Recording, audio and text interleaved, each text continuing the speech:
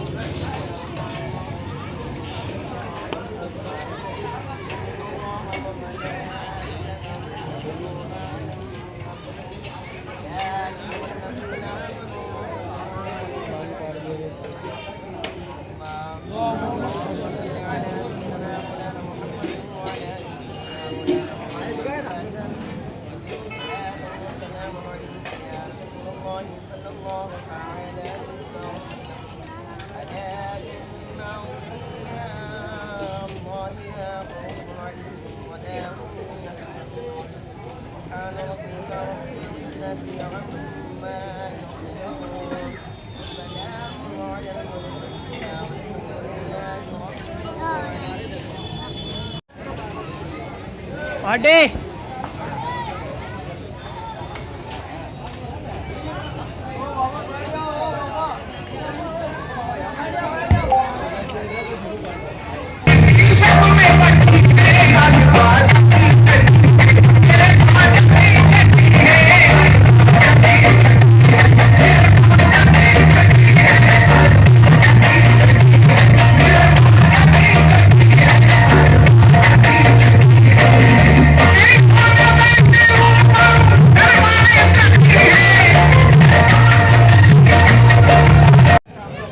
आगे एक नंबर आया। अबे जीजा आ रहे हैं।